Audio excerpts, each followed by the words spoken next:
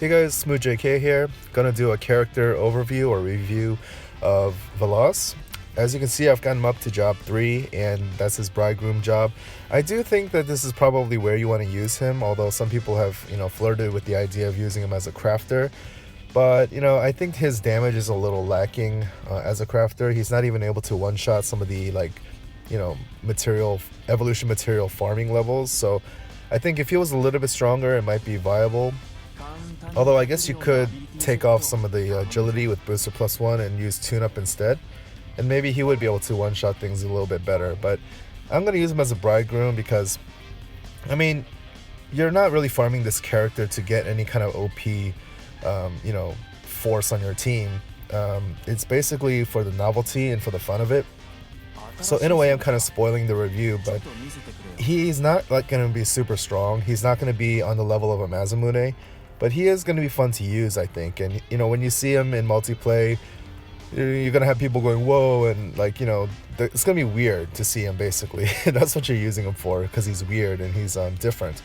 So why don't we go ahead and throw some gear on him. I was able to pull a 3-star Bride Sword. I wasn't able to get the 4-star, but that's okay. So the stats are just whatever. It's 10 attack, 14 magic attack, and 13 bind. Not that great.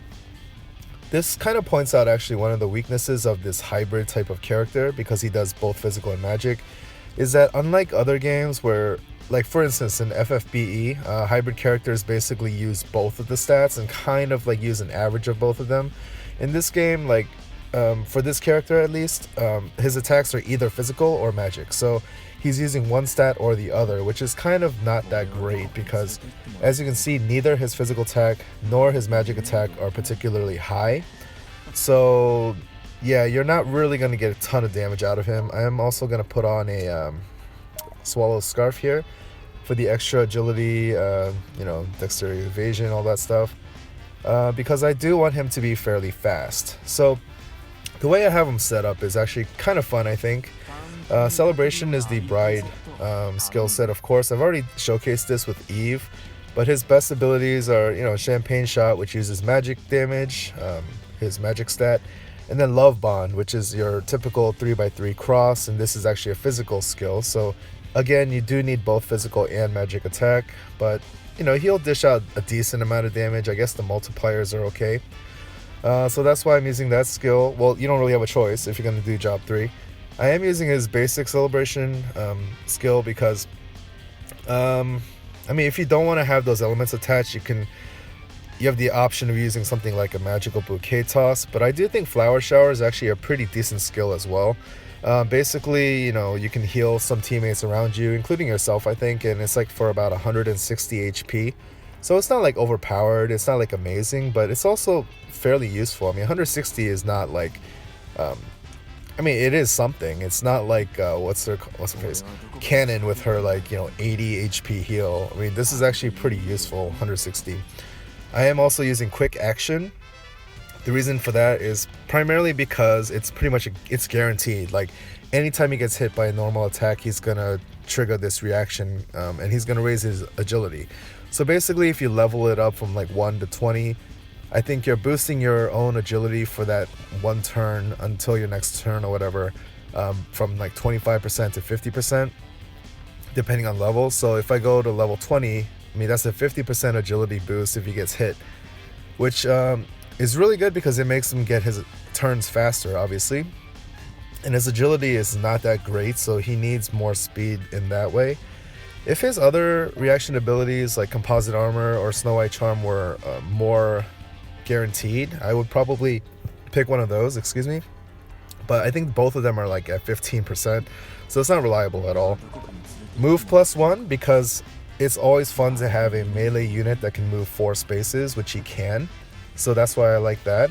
He's very mobile, and plus what are you going to use Cheers of a Good Match for? What are you going to do with all that luck? If you know some secret awesome reason to have luck on your character, please let me know in the comments. But I think it's just I don't know, it's kind of not really tangible, the benefits. So that's why I'm going with move. And dexterity is not really going to help you as a bridegroom. It would help you if you're a crafter, but not as a bridegroom. And then booster is of course for the agility. So, again, we want to have him as fast as possible, as mobile as possible. So that's why I set it up that way. And this way you'll actually have some fun using him. So again, I'm not saying he's like an overpowered unit. He's not going to save your team. He's not going to carry you, but he is going to be fun to use, I think. So let's go into one of these levels. I keep forgetting that I can do it offline now. Although no, I can't because I don't have enough AP. So yeah, why don't we go online? Do this. Let's do nice trial mastery. A little bit tougher enemies and just kind of get a sense of how does he fare on these, multiplayer levels. So yeah, let's go. So again, I've already showcased the bride type of skills in my Eve video, so I won't go into too much detail, but I just want to show you guys like the numbers and give you a general sense of how strong he actually is. So like this is one thing that's cool about these classes. So look at the range on the champagne shot. Like I could hit this guy from over here. So because Zangetsu is a fire unit and champagne shot actually has water attached to it, that's why I'm doing good damage on him. Although, why is it showing him as a wind unit? That's weird. But why don't we go ahead and do it, because it's going to be too late if I wait any longer. But yeah, Zangetsu should be a fire unit. That's kind of weird. So that's, probably his best skill, or the best skill of brides and bridegrooms in general. And if there were enemies in between, they would have all been hit at the same time. So yeah, pretty cool stuff. And even with my mediocre magic stat, which what was it, like 240, 250, you can see that the damage was still pretty respectable. So why don't we go over here, just do a regular attack. 534. This is a good amount of damage, but keep in mind he is a fire unit attacking a wind enemy there, so that's why it looks pretty good. But yeah, he looks kind of cool. He's fun to use, and he can move around the map, very well. He's not that tanky, so he does actually take damage, as you can see. Alright, so let me just show you real quick. So Flower Shower, I haven't gotten the level 20, but I'm not going to buff up my teammates. 160 heal. Not too bad, right? Magical Bouquet Toss. Why don't we go do that? Oh yeah, it is a casting spell, that's right. So let's do that. Hopefully the guy doesn't move.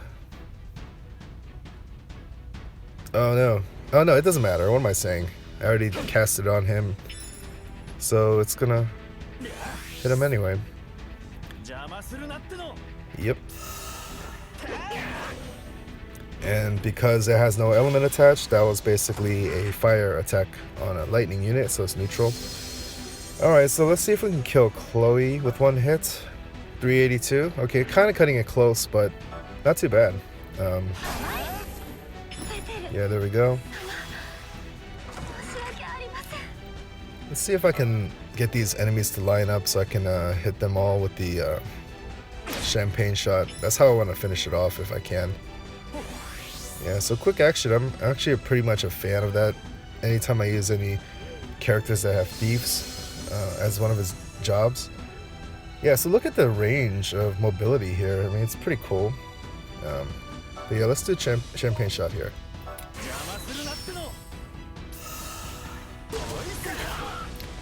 So I can see this character, or brides in general, being useful in certain situations, like, like if you're fighting fire enemies and that water skill is going to come in handy. If they happen to be lined up in a level or something like that, you can just like pop them all at once.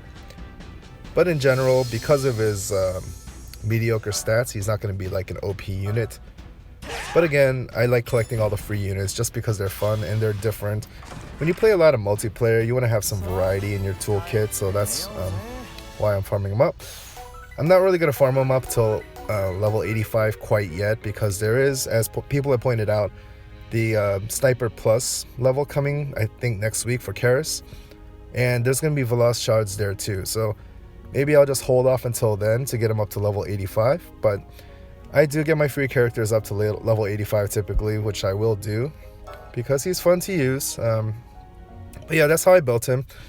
Let me know if you have like a really cool build that I haven't thought about, but I'm gonna use him this way because it's pretty fun. So hope that was informative in some way. Maybe that'll inspire you to farm him more. Maybe it'll turn you off. I don't know, but you know, I got what I expected. He's a fun, different kind of unit. He's not overly powerful or anything like that, but he's just something to play with. So yeah, hope you guys enjoyed. Take care, and I'll see you next time. Peace.